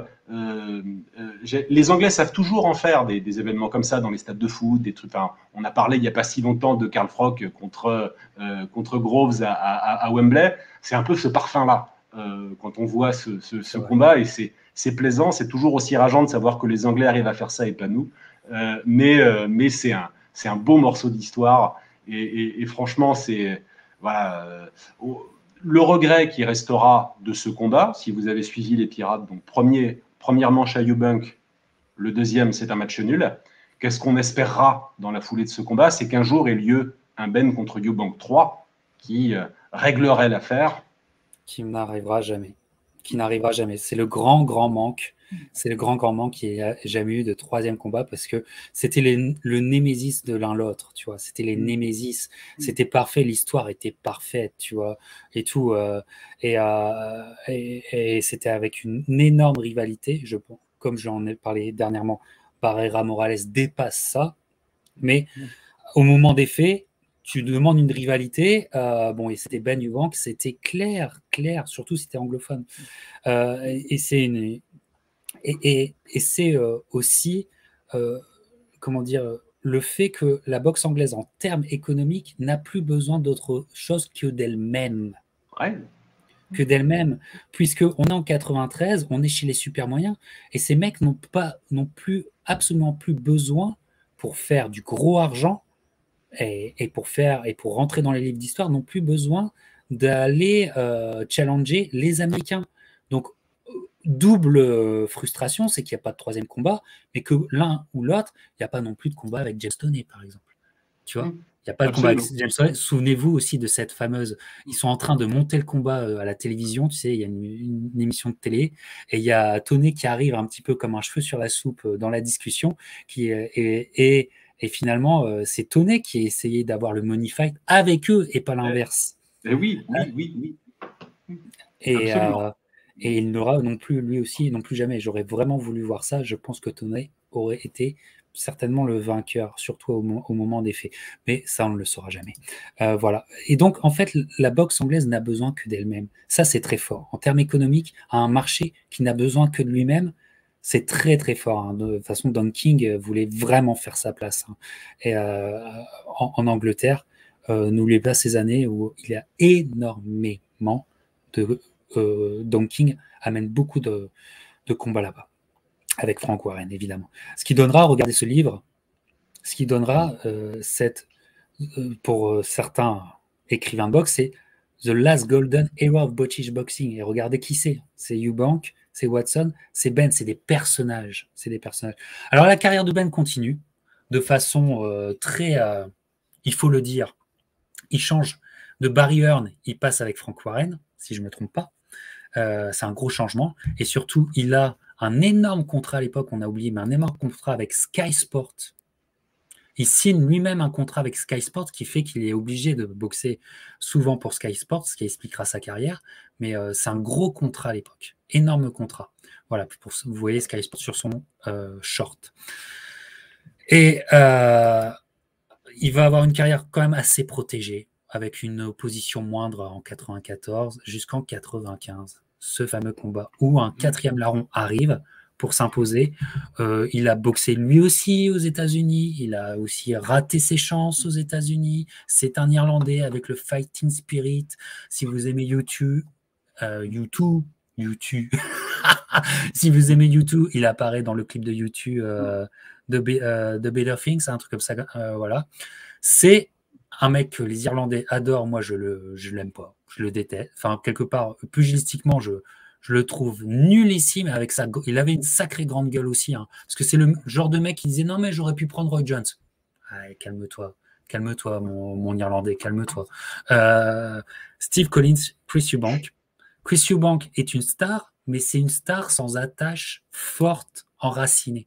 Donc, c'est lui qui va boxer chez les autres, comme vous l'a dit Antoine. Et ça va à Cork, le 18 mars. Il y a 35 000 personnes. Hein. Ça fait rêver. Hein. Il y a 35 000 personnes contre Steve Collins. Alors, moi, les combats avec Steve Collins, je vais être très manichéen. Moi, je ne comprends pas que Eubank, là, n'ait pas eu les décisions. Je pense qu'on voulait se faire Eubank. Mais il y a plein d'histoires à raconter sur plein d'histoires. Je suis pro Eubank. Je vais m'arrêter là. Je vais laisser Antoine raconter les 1995 et ce fameux Steve Collins. Vas-y, Antoine. Alors, pour appuyer, menu détail pour appuyer ce que tu as dit sur le contrat avec Sky. Ouais. En effet, Eubank, dans l'intervalle, après son match nul contre Ben, Eubank va aller boxer et va se sortir d'un combat pas facile, un peu en Allemagne. Contre Graziano Rocchigiani. Vous connaissez les Pirates, un peu ce que c'est que d'aller boxer en Allemagne. Sport populaire, toujours des grandes salles et parfois des cartes un peu surprenantes. Donc, il va se sortir d'un combat contre Rocchigiani qui, à l'époque, était convaincu. Ouais. Il faut imaginer les Pirates, Rocchigiani, il faut imaginer un peu Callum Smith en gaucher. Un grand type avec un peu mécanique dans sa boxe, mais qui était invaincu, qui boxait à domicile. Ça donne un combat pas inintéressant que Eubank finit par remporter au point, à l'expérience, mais il a dû suer. Eubank avec grande classe, hein, avec un game plan parfait. Rocchigiani n'a pas réussi du tout à exprimer quoi que ce soit. Mais c'est donc coupe-gorge pas simple. Il est allé boxer. Alors ça, c'est plutôt pour l'anecdote parce que le défi sportif était minable, mais il est allé boxer en Afrique du Sud. Voilà, il était pas parce que là encore. Pont d'Or, intérêt du public sud-africain, etc. Donc le mec a dû voyager en effet un peu. Et puis il y a l'Irlande et Collins à l'époque. Collins, il faut savoir que Eubank est donc encore invaincu si vous avez fait les comptes, les Pirates. Ouais. Eubank, il est à 41 victoires et 2 nuls. Il a fait match nul contre un Irlandais du Nord qui s'appelait Roy Close. Il a fait un match nul contre Ben. Mais sinon, c'est encore... Voilà, la marque Eubank, c'est qui va être le premier à le battre, sachant aussi que c'est un boxeur qu'on aime bien détester, donc ça rajoute à l'attrait. Voilà, quand est-ce qu'il va enfin tomber. Et Collins, face à lui, c'est un type qui a eu... alors, c'est pas un boxeur très beau à voir boxer, je vais aller dans ton sens, Captain. C'est dégueulasse à voir. C'est pas très beau, mais c'est pénible. C'est impénible. C'est un gars qui Alors, il a une ceinture à ce moment-là. Il est monté des moyens pour affronter Eubank. Il a acquis enfin une ceinture en moyen. Il a 3 défaites serrées. Enfin, il a une défaite qui n'est pas serrée contre McCallum, où McCallum lui fait un peu la leçon à Boston. Voilà. Ensuite, il a contre Reggie Johnson et contre Sumbu Kalambai. Super gaucher, Reggie Johnson. Voilà. Et à chaque fois, il boxe à l'extérieur. À chaque fois, il boxe à l'extérieur. Il va boxer Kalambai en Italie. Il va boxer Reggie Johnson aux États-Unis. Et il perd des majority decisions. Donc, le mec est un peu... il a de quoi l'avoir un petit peu de traviole. Il finit par récupérer une ceinture. Mais il a appris des choses, et notamment, il a appris que, voilà, si tu veux gagner en boxe, si tu veux battre un grand champion, il faut mettre toutes les chances de ton côté. Et Collins va faire à Eubank, avant ce combat, le psychological warfare, c'est-à-dire que, voilà, il va lui prendre cet avantage-là. Et ça, c'est un truc à regarder, à savourer, relire les articles de presse à l'époque, voir les images, etc. Il a commencé déjà conférence de presse à Dublin Donc, coup classique, il arrive une heure et demie en retard, il fait attendre Eubank, ça c'est bon, ça c'est voilà, il arrive, il parle en gaélique, voilà, sans problème, machin. Il se tourne vers Eubank, il lui parle en anglais très gentiment, mais alors Chris, oui, tu es un très grand champion, je t'adore, etc. Bidule, bon, tout le monde est un peu surpris. Puis à la fin, il lui dit, mais moi, tu sais, moi je suis un Irlandais, je boxe en Irlande, je boxe pour les miens. Mais toi, t'es pas un Anglais, t'es un Africain. T'es un Africain, qu'est-ce que t'apportes à ton peuple? Je comprends pas pourquoi tu boxes en fait. Et donc il lui rentre dans la tête un peu comme ça, il lui rentre dans la tête aussi en lui expliquant, le camp Collins explique qu'il a eu affaire à un hypnotiseur. Voilà. Il fera en sorte que sur le ring, Collins ne sente pas la douleur et que, etc., etc. Donc, ils le mindfuck complètement. Ils font à Eubank un truc que personne lui avait jamais fait. Lui qui était blindé, surblindé, eh ben, il arrive dans cette ambiance surchauffée devant 35 000 Irlandais ivres qui sont tous pour Collins. Ben, Eubank, qui boxait toujours à domicile, pour une fois, il n'est pas vraiment à domicile en fait. Il boxait toujours à domicile dans sa tête, je veux dire. Ben, pour une fois, il est un peu. Il y a l'image iconique pendant que la fameuse entrée de Eubank sur une moto dont je vous parlais. Il y a Steve Collins qui est assis sur son tabouret, tranquille, qui ferme les yeux, qui met une sorte de méditation. Il continue l'histoire. Des écouteurs. Et oui, qui a les écouteurs. Qui a des écouteurs. Le mec est voilà. Il lui prend cet avantage-là aussi. Ah, c'est brillant, c'est brillant. Alors après, il y a le combat. Il y a le combat, voilà. Alors le combat. Collins choisit d'être assez tactique sur ce combat-là. Il a une boxe pas très jolie, relativement classique. En fait, il a. Tu vois de la tactique, toi, chez Collins, toi en fait, il en a. Il explique. Je suis une mauvaise foi. Voilà. Il a donné une interview vachement intéressante des années après à Boxing News où il explique comment il a fait, en gros, sur le ring. Et il dit, grosso modo, Eubank est un type qui a l'habitude d'imposer les termes du combat, c'est-à-dire que il prend la distance, il tourne, il s'approche quand il veut pour déclencher l'échange, il se retire quand il veut, etc. Et Collins dit, moi, à chaque fois que Eubank a voulu respirer, je me suis collé à lui, je me suis approché. Enfin, j'ai cassé le rythme du combat tel qu'il voulait me l'imposer. J'avais compris ça. Par ailleurs, il dit, j'ai fait le maximum aussi pour cacher les choses. Il était dans son trip de je suis hypnotisé, etc., etc. Donc, vraiment, j'ai voulu, à chaque fois que Eubank touchait, il me faisait mal, mais vraiment, j'ai fait le maximum pour jamais lui renvoyer l'image du type qui souffrait, jamais. Et puis, il y a un fait de... Le combat est serré, mais il y a un fait il y a plusieurs faits importants. Au deuxième round, il y a un knockdown qui peut être compté pour Eubank, qui devrait être compté pour Eubank. Ah oui, ça, pour le parce coup, que c'est formel. Il lui met une putain de droite en première intention. On va avoir plein dans le menton. Collins tombe. Et alors là, Collins se relève en hurlant « Not a knockdown !» Et l'arbitre, évidemment, entouré par les 35 000 Irlandais ivres, que se passe-t-il? Il dit « Not a knockdown !» Et Collins, au pointage, remporte le round sur les 3 cartes. Au final, si on avait compté ce knockdown, le round serait allé à Eubank. Donc, il aurait gagné sur 2 cartes. Il aurait gagné 3 points de plus par rapport à ce qu'il avait. Donc, il aurait gagné le round plus le knockdown. Et Collins en aurait perdu 1. Et au final, aurait-on compté ce knockdown qu'il aurait gagné le combat. Voilà, c'est aussi simple que ça. 8e round. 8e round se passe. Alors, un autre fait de combat qui, pour le coup, est à mettre à l'actif de Collins, c'est-à-dire que Collins met Eubank à terre. Il le met à terre, il lui met une grande droite au corps et un crochet gauche un peu raté à la tempe, mais qui le fait tomber. Donc, il met un knockdown. La dynamique du combat est plutôt pour Collins. Eubank fatigue un peu.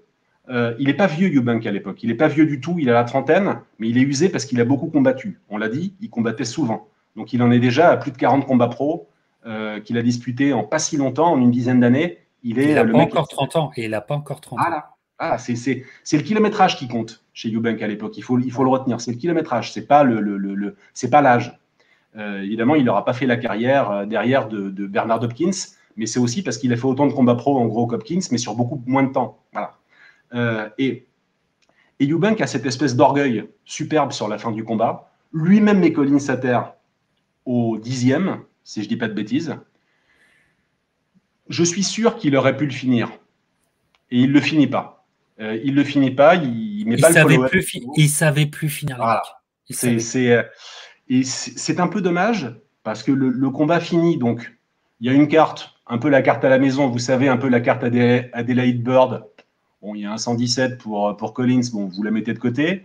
Mais il y a 2 cartes, 114-112 en faveur de Collins. Si on avait compté le knockdown en faveur de Eubank, je vous dis, il prend le deuxième round plus un knockdown, il gagne le combat. Voilà. Après, je suis plus fan de Eubank que de Collins. Là, on se rejoint, Captain. Collins a fait le combat qu'il fallait. Enfin, vraiment, il a fait le max. Il a fait le max sur ce combat-là.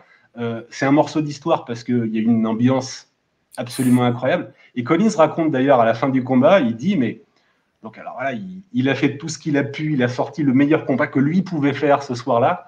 Et il raconte qu'effectivement, une fois rentré dans le vestiaire, il s'effondre complètement, on est obligé de le ranimer. Enfin bon, il est allé au maximum. Quelque part, bon, Eubank devait perdre à un moment ou à un autre. Ouais. C'est un moment d'histoire très particulier. Et Eubank rappelle d'ailleurs à l'époque, quand il est interrogé sur ce combat, il rappelle l'histoire, non pas de l'hypnotiseur, mais il rappelle l'histoire sur laquelle il avait scotché à l'époque, mais l'histoire de Collins qui, en conférence de presse, lui dit « Mais pour qui tu combats ? Toi, tu es un Africain, pour qui tu combats ?» Donc, quelque part, Collins avait réussi à lui rentrer dans la tête, ouais. Ce qui est une forme de succès, malgré tout, assez… Parce qu'il n'avait pas, pour une fois, Eubank n'a pas réussi à répondre. Et parce que c'était vrai. Il n'avait pas une attache enracinée. Brighton, c'est une petite ville. Enfin, il n'y avait pas genre les fans de West Ham qui sont pour leur boxeur ou les fans d'Arsenal qui étaient tous pour Watson. Les fans d'Arsenal, c'était Watson, tu vois. Et lui, il n'avait pas ça, Eubank. Et il n'a pas su répondre. Et ça l'énervait parce que Eubank, c'était tu sais, il y a la fameuse chanson je boxe avec les mots. Eubank, c'était ça. Il adorait être le mec qui avait le verbe. Qui diminuait son adversaire, tu vois, celui qui parlait bien, c'était lui. Et là, il n'y a pas ça. Et donc, il y a rematch quand même. Il y a rematch, toujours à Cork le 9 septembre 95, toujours aussi serré et comment dire, toujours un peu, je dirais, frustrant. Toujours aussi frustrant. Vas-y, parce que ça m'énerve. En fait, alors là, bon, je vais être un peu plus indulgent pour Collins que le capitaine qui, on l'a compris, l'a un peu de travers, et c'est pas grave, parce qu'on a le droit d'avoir un favori, franchement, c'est pas grave. Collins fait un truc intelligent sur ce deuxième combat. Lui, je crois qu'il n'a pas recombattu depuis Eubank 1, tandis que Eubank, lui, il fait 2 combats. Entre lui, il fait 2 petits combats. Ouais. Mais Eubank boxait beaucoup, voilà, ça se confirme. Donc, Collins a adapté sa boxe parce que pour le coup, il aborde le second combat beaucoup plus en bagarreur. Il est dans la gueule de Eubank, il envoie des coups larges, etc. Enfin, il a une boxe différente qui perturbe Eubank. Le combat n'est pas beau, là je te rejoins complètement, mais il faut reconnaître à Collins qu'il a proposé autre chose à Eubank, en fait, pour ne pas le mettre dans une zone de confort, ou en tout cas où lui s'adapterait à la boxe de Collins, où il aurait réfléchi. Il unique son game plan en fait en faisant ça. Il le fait assez intelligemment. Donc c'est un combat pas joli. C'est un combat, les Pirates, c'est une split decision. Donc franchement, voilà, il y a une carte qui donne un point à Eubank, 2 cartes qui en donnent 2 à Collins. Bon, franchement, l'histoire est un peu triste pour Eubank de ce point de vue-là. Je pense qu'il aurait mérité de gagner un des 2 combats. On va pas se mentir, objectivement. Après, Collins, sur cette lancée-là, battra 2 fois Nigel Benn. Il montrera quelque part que les galons qu'il a pris contre Eubank, voilà, c'était pas non plus du pipi de chat, c'est pas un mec qui a déçu après. C'est un mec qui ensuite a quand même plutôt assumé son statut jusqu'à un certain point, parce qu'on va le voir, on va le voir lors de la prochaine grande étape de la carrière de Eubank, qui a un peu à voir avec Steve Collins. Voilà. Et pour là, c'est un véritable stop. C'est les 2 premières défaites coup sur coup on peut dire, Eubank contre un mec en fait qui représente un peu le stop, tu vois. Mais moi je pense que plus simplement, je pense que la boxe avait choisi qu'en 95, Eubank perdait son haut, tu vois, d'une certaine façon. Et rappelez-vous que c'est un Eubank aussi amoindri par l'histoire Watson, complètement amoindri encore parce que il s'engage plus de la même façon. Et donc il prend sa retraite à ce moment-là. Tu vois, il prend déjà sa retraite. Il a quoi? Il a même pas 30 ans. Il prend sa Ouais. retraite parce que en fait, il est au bout d'une histoire, tout ça. Mais il va laisser un peu passer de temps, genre 13 mois, pour revenir sur ses propos. Évidemment, la boxe est plus forte que tout. C'est quand même un mec qui vit la boxe, tu vois. Il fait 2 petits combats qui normalement n'auraient jamais dû lui amener quelconque opportunité. Il aurait dû faire beaucoup plus. Il fait 2 petits combats contre des journeymen, tu vois, et tout ça. Au Caire et à Dubaï. C'est ça l'originalité aussi. En plus, c'est vrai. Donc voilà, donc des Ouais. combats presque introuvables, tu vois. Des combats introuvables, voilà. Et puis, c'est le boxing business, la logique du boxing business et des names qui rentrent en jeu. C'est qu'il y a une nouvelle pépite qui en manque de grands noms en face de lui, qui va arriver. Et donc, Frank Warren va proposer un nouveau championnat du monde à Eubank contre Kazagi. Voilà. Contre Calzaghe, ce gaucher incroyable qui est en pleine progression à l'époque. On est en 97, si je ne m'abuse. On est en octobre 97. Octobre 97, c'est vraiment, on vous parle des années 90 là. Hein, c'est une histoire des années 90 et ça ne va pas au-delà. Et pour encore une ceinture de WBO et Calzaghe qui qui a la carte de la jeunesse avec lui, surtout pour sa boxe. C'est-à-dire qu'il va avoir un premier round qui va surprendre Eubank. Eubank se fait prendre à froid par un crochet de Calzaghe, qui va un petit peu être le fait marquant de ce combat. Autre chose à dire, c'est que Calzaghe, bien après sa retraite, donc dernièrement, là, il y a quelques années, quand il a parlé de son combat le plus dur, il dit by far, donc de loin, son combat le plus dur a été contre Chris Eubank. Le mec aura quand même boxé des noms, Roy Jones et tout ça, Bernard Hopkins par la suite. Mais son combat le plus dur, c'est Chris Eubank qui lui a donné. Mais c'est une défaite supplémentaire et c'est finalement la grande victoire à l'époque de Joe Calzaghe pour se mettre sur la carte. Qu'en penses-tu? Alors, ça fait partie, assez paradoxalement, des combats qu'on a mis au crédit de Eubank, alors que c'est une défaite incontestable. Au point, elle est claire. Elle est claire. Mais c'est une défaite qui intervient dans un contexte hyper particulier. Et ça, il faut bien le garder à l'esprit. Pourquoi j'ai dit tout à l'heure que ça avait un lien avec Collins? Parce qu'en fait, Calzaghe, qui à l'époque a 22 victoires en autant de combats, donc c'est une jeune pousse prometteuse, et il est promis comme challenger. Enfin, on lui a promis un shot, un combat contre le champion de l'époque, qui est Steve Collins. Sauf que à moins de 2 semaines du combat, Collins prend sa retraite. Il pète un plomb. Collins dit: je ne défendrai pas ma ceinture. Il lâche l'affaire, en fait. Il abandonne sa ceinture. Et en sous-carte était prévu Chris Eubank en light heavyweight, en mi-lourd. Donc Eubank, qui s'était préparé pour combattre à 175 livres, se retrouve avec un combat contre Calzaghe à 168. Donc il n'a pas dû manger beaucoup de pizza pendant les 10 jours qu'il séparait du combat, parce qu'il le prend en very short notice contre Calzaghe. Et Calzaghe, les amis, c'est le jeune Calzaghe. Vous vous souvenez, les pirates, du Calzaghe contre Hopkins, contre Roy Jones, etc. Celui qu'on appelait Cal Slappy. Cal Slappy parce qu'il donnait beaucoup de coups, mais pas très fort. Oui, mais Calzaghe, il donnait des coups pas très forts, un peu comme Floyd, parce qu'il avait les mains fragiles. Sauf qu'à l'époque, il n'a pas les mains fragiles, Calzaghe. Il est jeune, il a 22 victoires, 21 par KO. Le mec est une terreur, une jeune terreur. Le capitaine vous l'a dit, il cueille Eubank très tôt d'un crochet sur le bouton, un crochet gauche sur le bouton. Et franchement, à l'époque, c'est pas simple du tout de se remettre de ça. Eubank ira de nouveau au tapis au 10e round. Il est dominé en volume, parce que Calzaghe met toujours beaucoup de volume dans ses combats, et c'est comme ça qu'il gagne les rounds, et il est infernal à cause de ça. Mais Eubank fait pas mauvaise figure du tout contre lui, et surtout, il y a une image, retenez une image du combat, les pirates. Dernier round, Calzaghe, un peu fierté galloise, etc. Il veut bien finir, il sait qu'il a combat gagné, mais il veut bien finir. Il a Eubank dos au cordes, et il lui renvoie plein de ses frappes.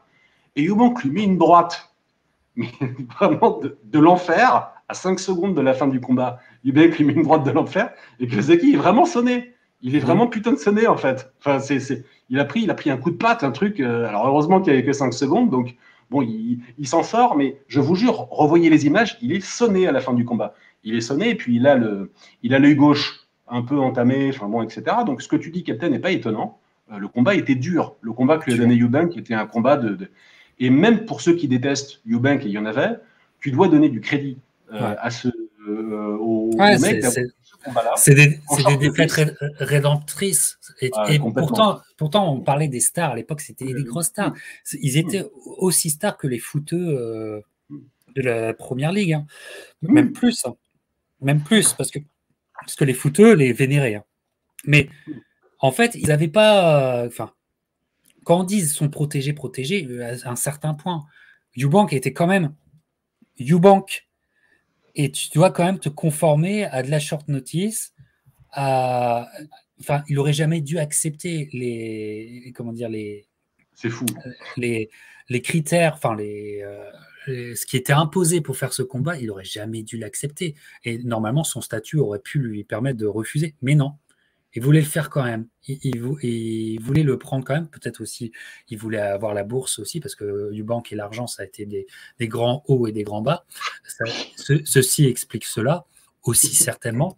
Mais voilà, c'est un combat, c'est une défaite rédemptrice parce que tout le personnage Eubank diminue et tout, en fait, le fighter et le warrior commence à vraiment apparaître aux yeux du public. Parce que parfois, tu sais, le personnage mettait un filtre, en fait. Et là, le filtre disparaît, on voit plus la réalité de la chose. Et la réalité de la chose, c'est que c'est un warrior, et qu'en tant que warrior, il nous propose des choses quand même. Et donc, c'est vrai qu'il y a un basculement en termes d'amour. C'est-à-dire qu'il n'y a plus le gros clivage est de moins en moins présent, et en fait, le public va être avec lui. Et il va être avec lui pour le dernier chapitre de sa carrière. On ne le sait pas, mais c'est le dernier chapitre de sa carrière qui a un chapitre plein de panache. C'est comme tu le disais, lui se voyait tenter quelque chose chez les Milours. Mais c'est même pas chez les Milours qu'il va faire sa dernière tentative. C'est le dernier chapitre avec encore une dernière rivalité très intéressante et complètement oubliée. C'est-à-dire que Eubank, à partir de là, va avoir une nouvelle proposition pour encore un titre WBO. Je vous mets l'affiche, il est en sous-carte. Mais regardez, parce que c'est Prince Naseem contre Vasquez, un de ses meilleurs combats, évidemment. Il y a Herbie Hyde, qui était une figure à l'époque. Mais c'est quand même Carl Thompson contre Chris Eubank. Et alors là, normalement, ton cerveau, il doit péter. Mais c'est quoi ce bordel? Carl Thompson était un cruiserweight, un lourd léger. Alors, je pense qu'on n'est pas encore passé à 200 livres. Mais non, effectivement, c'est 190, tu as raison. C'est 190, c'est pas encore le 200, mais Thompson, c'était un sacré beau bébé en cruiserweight. Et d'ailleurs, les Français s'en souviennent, parce qu'il était venu complètement arrêter, stopper la carrière d'Hakim Tafer en France. Il avait pris la ceinture européenne à ce moment-là. Et c'est un mec qui aura encore une longue carrière, à revoir. C'est lui qui met la première défaite à David Haye. David Haye, trop amoureux de son punch, mais qui n'avait pas le cardio, et Carl Thompson, il l'a fini au cardio. N'oubliez jamais ça. Et Thompson, c'est un athlète. Et c'est un athlète aussi qui pouvait avoir des hauts débats, mais qui avait toujours un second souffle. Donc, tu n'es pas un lourd léger. Tu vas prendre Carl Thompson en lourd léger. Et ben, c'est hyper excitant. C'est hyper excitant, ces combats. Pourquoi? Parce que tu vois bien sûr le différentiel au désavantage de Eubank. Mais Eubank, là, retrouve un je ne sais quoi, et surtout, c'est du warrior style. Parce que qu'est-ce qu'il mange? Parce qu'il prend des coups de cruiserweight, c'est lui qui ne peut pas rendre des coups de cruiserweight. Et il y a un premier combat qui est hallucinant parce que Eubank, au deuxième round, au troisième, je ne sais plus, va knocker Carl Thompson. Et ce knockdown, je veux dire, parce que en fait, même le public se dit putain, mais c'est un truc impossible. Mais quand le knockdown arrive, je dis mais en fait, oui, mais en fait, il peut le faire, sans foirer. Il peut le faire. Et le combat avance, mais les coups de Thompson font mal, et surtout, il a un œil complètement tuméfié. Et donc, franchement, c'est à la grinta, quoi. C'est au courage. Il y va au courage, et il fait 12 rounds contre le champion Carl Thompson, The Cat. c'est assez hallucinant. En fait, tout le monde est halluciné. Et en gros, il perd de 1 point, le Il perd combat. de rien. Il perd de rien le combat. Quelque part, ça aurait pu être même match nul. Il le perd de rien. Ce premier combat, je vais mettre une photo, mais je crois que c'est le deuxième combat, cette photo. Voilà, ça vous donne un petit peu l'esprit de ce duel. C'est un peu ça, l'esprit du duel. Hein. C'est très, très violent. C'est un truc hallucinant qu'on a complètement oublié de 1998. Antoine. Franchement, Carl Thompson fait partie de ces boxeurs vachement flatteurs pour le public parce qu'il a deux caractéristiques. Alors, bon, tu l'as dit, Captain, c'est une masse. Pour un cruiserweight, c'est un culturiste, c'est une masse. Il a deux caractéristiques qui le rendent vachement attachant et qui ont donné des combats assez géniaux de sa part. C'est qu'il tape très fort et qu'il n'a pas de menton. C'est génial. Voilà. Alors, ça donnera plus tard dans sa carrière un combat extraordinaire contre son alter ego américain qui s'appelait Ezra Sellers. No spoilers, regardez son combat contre Ezra Sellers. C'est absurde. Enfin, vous allez voir ça. Il a un short blanc et bleu, l'adversaire. Vous allez halluciner. Enfin, c'est pas possible. Ce qui se passe sur le ring, c'est pas possible. Bon. Donc, combat intéressant. Malgré tout, Eubank, en théorie, il ne peut pas descendre un cruiserweight parce que quand même, il vient des middle. Ça commence à devenir un peu gros, quoi. Voilà, bon. Et puis, Eubank, on l'a dit, il est fort physiquement, mais c'est pas un énorme puncher. Et puis, il y a cette histoire historique de sa victoire contre Watson qu'il a un peu réfréné dans son killer instinct. Donc, il n'est pas du tout dit que Eubank soit capable de mettre sur les fesses un cruiserweight. Et il y a ce moment assez épique, c'est peut-être au 4e, bon, peu importe, mais où alors déjà, pendant tout le début du combat, Eubank impose sa boxe. On voit il est plus massif que d'habitude, évidemment, il a pris 20 livres, hein, donc il est plus mastoc, etc. Mais il continue dans son style d'escrimeur, il continue à tourner autour du gros type qui avance vers lui, un peu comme Balrog dans Street Fighter 2, là.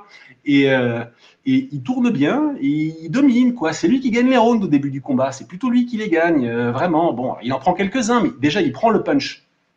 Son menton, quand même, il y a un truc de maboule, parce qu'il prend le punch de Thompson, il le prend. Et arrive le 4e round, où c'est une image qui m'a un peu rappelé George Foreman contre Jerry Cooney. C'est-à-dire, tu parlais tout à l'heure, tu as utilisé l'expression frisé. Alors, c'est exactement ça. C'est-à-dire qu'à un moment, sur un gauche-droite, il gèle Thompson et lui-même, il ne croit pas. Et c'est cool, un peu comme dans un dessin animé, c'est cool, je sais pas, une seconde et demie où Thompson est immobile. En fait, il a mal pris le coup. C'est sur le premier, je crois que c'était sur le deuxième combat. Enfin, c'est sur le deuxième combat. C'est sur le premier, pardon. C'est sur le premier, excuse-moi. C'est bien sur le premier, d'accord. Thompson prise. Et Eubank, il finit par y aller. Thompson se ranime. Trop tard. Thompson se ranime parce que Eubank. Il y a 3 secondes où même l'arbitre les regarde comme ça. C'est très curieux. C'est très, très curieux. Très curieux. Et alors, malheureusement, la belle histoire. Donc, tu arrêtes le combat, évidemment, tu ne l'arrêtes pas parce que c'est un championnat du monde. Mais en gros, après 6 rounds, Eubank est nettement devant aux cartes, surtout quand tu considères le knockdown. Il est nettement devant, l'impensable est en train d'arriver. Et puis arrive l'accumulation des coups, le fait que trimballer une carcasse qui fait 10 kilos de plus que d'habitude sur 12 rounds, quand tu as un peu de kilométrage, comme c'est le cas d'Eubank, évidemment, c'est pas la même. Il a l'œil abîmé, tu l'as dit. Très abîmé, très abîmé. Donc voilà, c'était trop dur, la marche était à peine trop haute. Mais vraiment, il aurait pu gagner ce combat. Il en avait les moyens. Et franchement, il n'y avait que lui qui y croyait. Enfin, probablement. Parce que c'est de la sous-carte. C'est de la sous-carte. C'est même pas un main event. Parce que les gens n'osaient pas... Enfin, ils disaient, là, vous partez en vrille, Eubank, Frank Warren, de proposer ça, vous partez en vrille. Et puis en fait, non, il y a un retournement complet qui fait... Et encore des moments iconiques, un peu incompréhensibles, comme tu dis, parce que ce moment de freeze, là, allez le voir, je pense qu'on aurait beaucoup à écrire là-dessus, tu vois.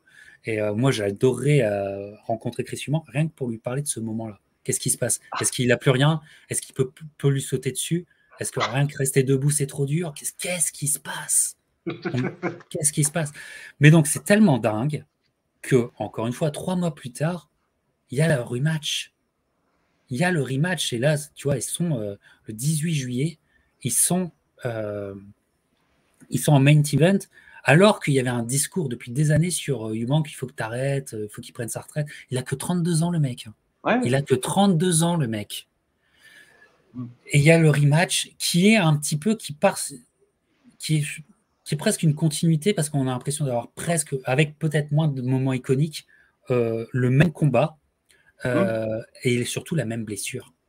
Ouais. Un œil complètement fermé.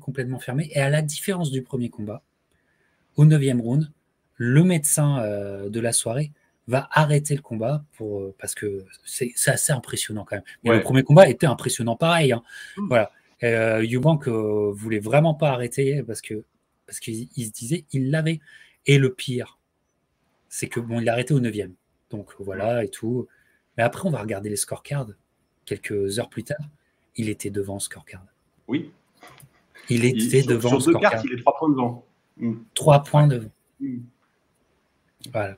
Deuxième combat qui a moins iconique, mais très plaisant encore, malgré la blessure.